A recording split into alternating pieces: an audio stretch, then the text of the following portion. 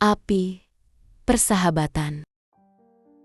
Mentari pagi menembus tirai jendela kamar Ratih dan Yanto, membasuh dinding dengan kehangatan.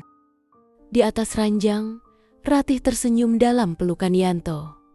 Mereka adalah pasangan sempurna di mata semua orang. Dongeng yang nyata di tengah hiruk-pikuk kehidupan. Pernikahan mereka yang berjalan 5 tahun terasa seperti baru dimulai. Setiap hari adalah lembaran baru yang diisi dengan kebahagiaan dan tawa. Yanto, dengan ketampanan dan tutur katanya yang lembut, selalu membuat Ratih merasa seperti wanita paling beruntung di dunia.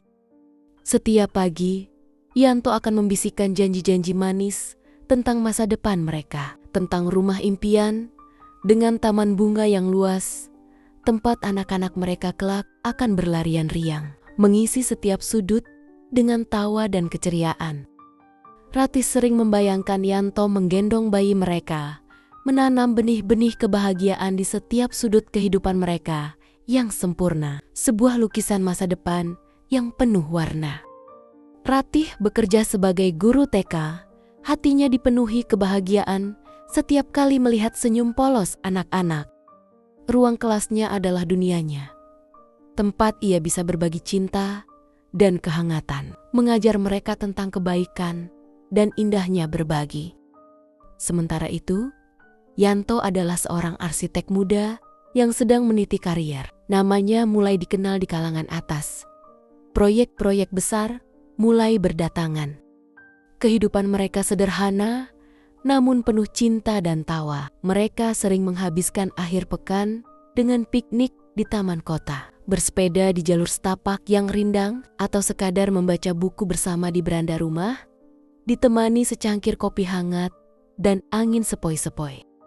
Setiap momen terasa berharga, setiap detik adalah bukti dari cinta yang mereka bangun, fondasi kokoh yang mereka yakini tak akan pernah goyah. Lasmi, sahabat terbaik Ratih sejak SMA, sering berkunjung ke rumah mereka. Lasmi adalah tempat Ratih mencurahkan isi hati, berbagi cerita tentang hari-harinya, dan tertawa lepas tanpa beban. Mereka bertiga sering menghabiskan waktu bersama, makan malam yang dimasak Ratih dengan resep baru, menonton film komedi sampai larut malam, atau sekadar berbincang di teras rumah sambil menikmati secangkir teh hangat dan camilan buatan Ratih. Lasmi selalu menjadi pendengar yang baik, memberikan saran yang bijak, dan seringkali menjadi jembatan antara Ratih dan Yanto ketika ada perselisihan kecil, meredakan suasana dengan candaan dan tawa. Ratih tidak pernah sekalipun meragukan kesetiaan Yanto maupun ketulusan Lasmi. Baginya, mereka adalah dua pilar kebahagiaannya yang kokoh, pondasi yang menopang hidupnya. Ia sering membayangkan, jika kelak memiliki anak, Lasmi akan menjadi bibi terbaik bagi buah hatinya, mengajarkan mereka tentang kebaikan dan kejujuran.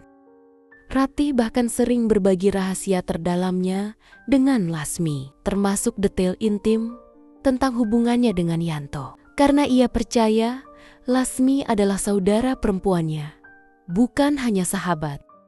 Ratih merasa Lasmi adalah anugerah terindah dalam hidupnya, seseorang yang bisa ia percaya sepenuhnya, tanpa ragu sedikit pun. Retakan pertama muncul perlahan, nyaris tak terlihat, seperti retakan tipis di vas kaca yang indah, yang awalnya hanya dianggap noda kecil. Yanto mulai sering pulang malam dengan alasan pekerjaan. Jadwalnya yang dulu teratur kini menjadi tidak menentu, seringkali hingga larut malam. Teleponnya kerap berdering di jam-jam tak biasa, dan ia akan segera menjauh untuk menjawabnya. Suaranya berbisik-bisik, menghindari tatapan Ratih, seolah menyembunyikan sesuatu yang penting. Ratih mencoba memahami, mendukung karier suaminya yang sedang menanjak, meyakinkan dirinya bahwa itu adalah harga yang harus dibayar demi masa depan yang lebih baik, demi impian mereka memiliki rumah dengan taman luas. Ia bahkan sering membawakan makan malam ke kantor Yanto, berharap bisa berbagi waktu, namun Yanto selalu menolak dengan alasan sibuk. Namun, sebuah perubahan kecil dalam diri Lasmi mulai menarik perhatian Ratih.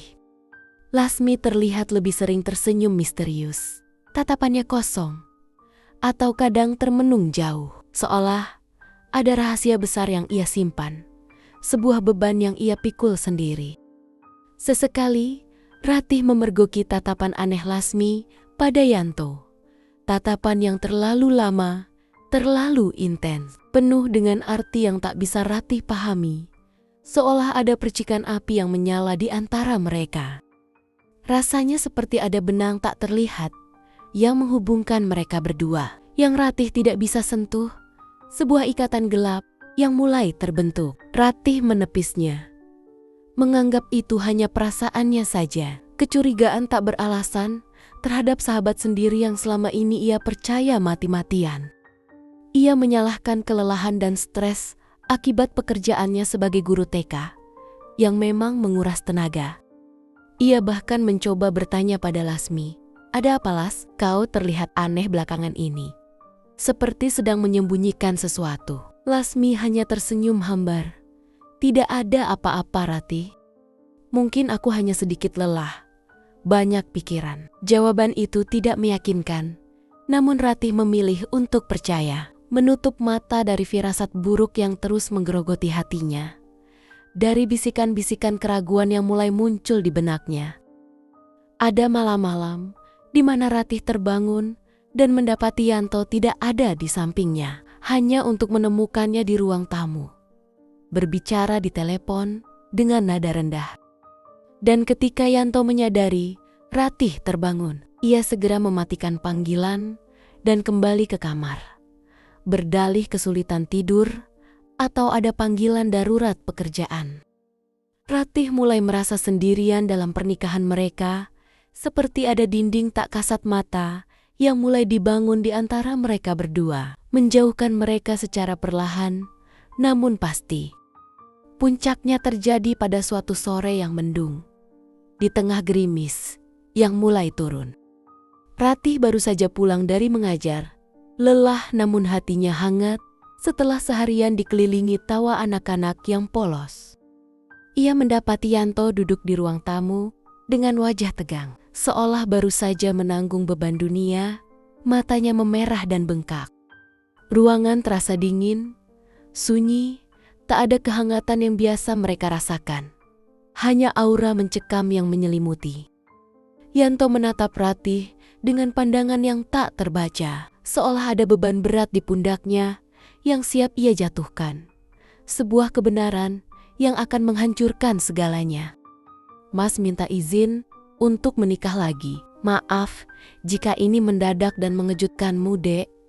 Kalimat itu meluncur dari bibir Yanto, memecah kesunyian bagai petir di siang bolong, menghantam Ratih hingga ia merasa dunianya terpelanting, jantungnya seolah berhenti berdetak. Ratih tertegun, napasnya tercekat, jantungnya berdebar kencang. Suaranya seperti tercekat di tenggorokan, tak mampu mengeluarkan kata-kata. "Menikah? Dengan siapa?" balasku dengan suara yang bergetar lirih, hampir tak terdengar, seolah takut mendengar jawabannya. Yanto menghindari tatapan Ratih, matanya memandang kosong ke dinding, menghindari tatapan mata Ratih yang penuh kebingungan dan ketakutan.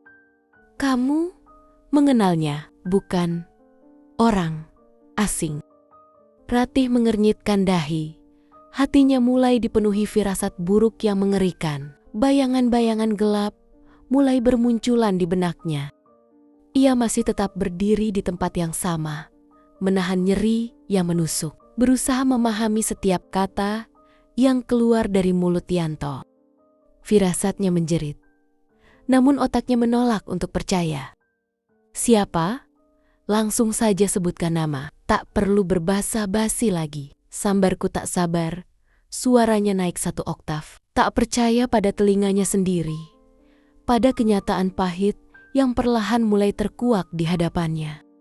Yanto menarik napas panjang, menghembuskannya perlahan, seolah mengumpulkan sisa keberaniannya yang tak seberapa. "Lasmi, dia hamil. Anak itu anakku." Kata-kata itu menghantam Ratih, seperti badai yang tak terduga, meluluh lantakkan segalanya, menghancurkan setiap jengkal kepercayaan dan kebahagiaan yang ia miliki. Dadanya bagaikan diremas, napasnya tercekat, paru-parunya seperti kehilangan oksigen, tak bisa bernapas. Seluruh tubuhnya mendadak dingin, seolah darah berhenti mengalir dalam nadinya, kaku dan mati rasa. Lasmi, sahabatku, suamiku berselingkuh dengan sahabatku sendiri hingga hamil, dan aku tak tahu perbuatan mereka selama ini. Ratih tak tahu apa yang lebih menyakitkan. Pengkhianatan Yanto yang selama ini ia puja, yang ia anggap belahan jiwanya, atau fakta bahwa Lasmi, orang yang selama ini ia percayai sepenuh hati, yang ia anggap saudara sendiri, telah menikamnya dari belakang dengan kebohongan. Ini sungguh mengejutkan. Sebuah pukulan telak yang menghancurkan semua kepercayaan yang ia bangun, membuat dunianya hancur berkeping-keping, dan Ratih tak ingin mempercayainya. Air mata mulai menggenang di pelupuk matanya. Namun ia menahannya mati-matian, menolak menunjukkan kerapuhannya di hadapan Yanto yang pengecut dan pengkhianat. Ia hanya bisa menatap Yanto dengan mata yang dipenuhi keterkejutan, rasa jijik, dan kebencian yang mendalam. Dunia Ratih runtuh seketika, berkeping-keping seperti cermin yang pecah menjadi serpihan tak berarti. Malam itu, rumah mereka yang tadinya penuh cinta, tawa, dan kehangatan menjadi saksi bisu pertengkaran hebat yang tak bisa dihindari. Teriakan Ratih dan suara berat Yanto memecah kesunyian malam. Yanto berusaha menjelaskan dengan alasan-alasan klise yang tak masuk akal. Hilaf, kesepian karena Ratih terlalu sibuk dengan pekerjaan dan persiapan program anak, dan Lasmi yang selalu ada saat Ratih tidak mendengarkan keluh kesahnya. Setiap kata yang keluar dari bibir Yanto adalah pisau tajam yang mengoyak hati Ratih, menambah luka demi luka yang tak tersembuhkan. Kebohongan demi kebohongan mulai terkuak satu persatu, menjijikkan dan menyakitkan, seperti bisul yang pecah. Yanto akhirnya mengakui perselingkuhan itu sudah berlangsung hampir setahun, tersembunyi rapi di balik senyum manis Lasmi dan alasan pekerjaan lembur yang tak pernah Ratih curigai, yang selalu ia percayai. Ratih merasakan mual, bukan hanya karena marah, tapi juga karena jijik pada pengkhianatan yang begitu besar, sebuah noda yang tak akan pernah terhapus. Ratih berusaha menghubungi Lasmi, menelepon berkali-kali, mengirim pesan tanpa henti, bahkan mendatangi rumah Lasmi. Namun teleponnya tak diangkat, pesannya tak berbalas, pintu rumahnya tertutup rapat. Lasmi seolah lenyap di telan bumi, bersembunyi di balik perbuatannya. Beberapa hari kemudian, Lasmi muncul di rumah Ratih, diantar oleh Yanto. Wajahnya pucat pasi, matanya sembab, perutnya mulai membuncit. Bukti nyata dari pengkhianatan mereka yang tak bisa disembunyikan lagi. Namun, bukan permintaan maaf tulus yang keluar dari bibirnya, melainkan pembelaan diri yang dingin, bahkan terkesan arogan dan tak punya malu. Ratih, aku mencintai Yanto. Ini takdir, dan anak ini adalah buktinya. Bukti cinta kami yang tulus. Lasmi bahkan berani meminta Ratih untuk merelakan Yanto demi masa depan anak yang tidak berdosa, seolah Ratih yang bersalah, yang menghalangi kebahagiaan mereka. Lasmi mengatakan bahwa ia dan Yanto sudah berencana untuk menikah diam-diam sejak lama, dan anak ini adalah dorongan untuk akhirnya berterus terang mengakhiri sandiwara yang mereka mainkan di belakang Ratih. Lasmi bahkan mengaku iri pada kehidupan Ratih yang sempurna. Semua yang Ratih miliki dan Yanto adalah jalan baginya untuk memiliki kebahagiaan yang serupa, bahkan dengan merebutnya secara paksa. Ratih merasa mual, tak sanggup lagi mendengarkan omong kosong mereka. Persahabatan seumur hidup yang ia jaga dengan sepenuh hati, hancur berkeping-keping di hadapannya. Ibunda Ratih, Bu Ratna, yang sedang sakit-sakitan akibat komplikasi jantung, syok berat mendengar kabar ini. Kondisinya memburuk drastis. Batuknya semakin parah. Napasnya tersengal-sengal. Tubuhnya semakin kurus. Menambah beban di pundak Ratih yang sudah remuk redam. Di sisi lain, Pak Budi, ayah Yanto yang keras dan menjunjung tinggi nama baik keluarga, justru mendesak Yanto untuk bertanggung jawab pada Lasmi dan menikahi Lasmi demi menjaga nama baik keluarga. Laki-laki sejati itu bertanggung jawab, jangan sampai keluarga kita menanggung malu, bentak Pak Budi pada Yanto. Mengabaikan penderitaan Ratih, seolah Ratih tidak ada artinya sama sekali. Yanto, yang pengecut, hanya bisa menunduk pasrah di hadapan ayahnya, tanpa sedikit pun membela Ratih, tanpa sedikit pun menunjukkan penyesalan atas kehancuran yang ia ciptakan pada wanita yang ia nikahi. Ratih merasa terpojok, sendirian di tengah badai pengkhianatan yang menghancurkan hidupnya. Ia berusaha mencari dukungan dari keluarganya, namun ibunya yang sakit semakin parah. Dan ayahnya sudah meninggal beberapa tahun lalu, meninggalkan Ratih sebatang kara tanpa sandaran. Ia tak punya siapa-siapa lagi untuk bersandar, tidak ada bahu untuk menangis, tidak ada tangan untuk menggenggam di tengah kesendiriannya. Ratih melihat Lasmi dan Yanto kini seperti dua orang asing. Mata mereka penuh rahasia dan kebohongan yang tak termaafkan. Sebuah topeng yang kini terbuka dan menunjukkan wajah asli mereka. Rasa sakit, kemarahan, dan keputusasaan bercampur aduk, membakar habis semua harapan Ratih akan masa depan yang bahagia. Impian yang selama ini ia bangun bersama Yanto, semuanya musnah tak bersisa. Ia merasa dirinya kosong. Tak ada lagi yang tersisa selain kepedihan yang mendalam, sebuah lubang hitam di dalam jiwanya. Setelah berminggu-minggu bergulat dengan rasa sakit yang tak tertahankan, setelah berhari-hari tak bisa tidur dan tak nafsu makan, Ratih membuat keputusan pahit. Ia tidak ingin lagi berbagi hidup dengan pria yang telah mengkhianatinya begitu dalam, yang telah merenggut kepercayaannya dan sahabat yang menikamnya dari belakang dengan senyuman palsu. Dengan hati hancur berkeping-keping, namun dengan sisa-sisa kekuatan yang ia miliki, Ratih mengajukan gugatan cerai. Ia tahu ini adalah satu-satunya jalan untuk membebaskan dirinya dari belenggu kepedihan ini, untuk mendapatkan sedikit kedamaian. Yanto tidak melawan. Wajahnya dipenuhi rasa bersalah yang kentara. Namun rasa bersalah itu tak cukup untuk menghentikan kebohongannya, tak cukup untuk mengembalikan apa yang telah ia hancurkan. Lasmi, dengan perut yang semakin membesar, menatap Ratih dengan campuran rasa kasihan dan kemenangan yang menyakitkan, seolah ia adalah korban yang pantas mendapatkan segalanya, dan Ratih hanya penghalang. Proses perceraian berjalan cepat, seolah ingin segera mengakhiri penderitaan Ratih yang tak berkesudahan. Berkas-berkas ditandatangani, kesaksian diberikan, semua terasa seperti mimpi buruk yang ingin segera Ratih akhiri. Seperti film yang ingin ia putar cepat.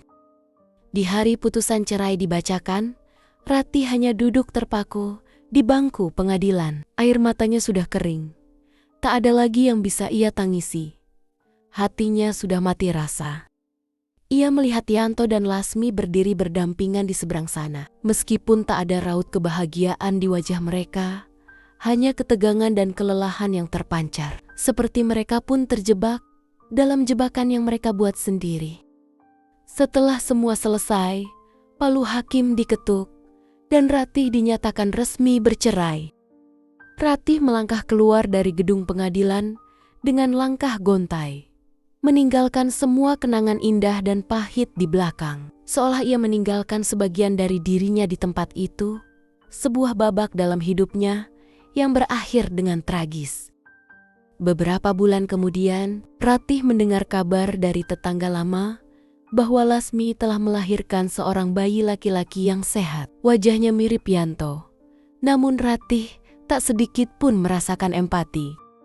Namun, kebahagiaan mereka tidak berlangsung lama. Hubungan Yanto dan Lasmi diterpa badai yang lebih hebat dari yang mereka bayangkan.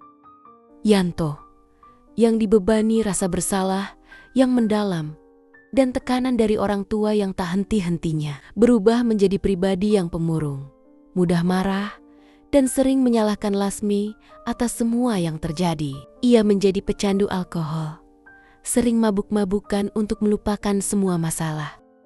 Lasmi, yang tadinya merasa menang karena berhasil merebut Yanto, kini menghadapi kenyataan bahwa Yanto bukanlah pria yang ia impikan, melainkan seorang pria yang hancur dan menyedihkan.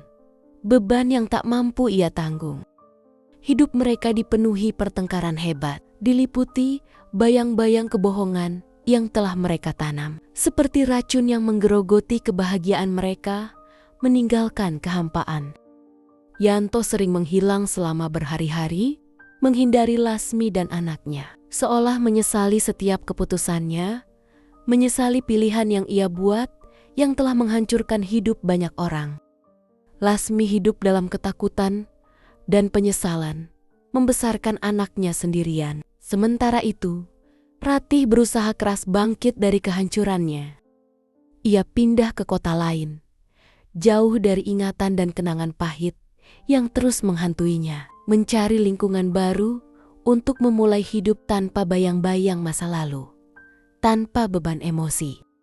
Ia berhenti mengajar TK, pekerjaan yang dulu sangat ia cintai, memilih pekerjaan lain yang jauh dari ingatan lama. Di sebuah perusahaan kecil, sebagai staf administrasi, di mana ia tidak perlu berinteraksi banyak dengan orang.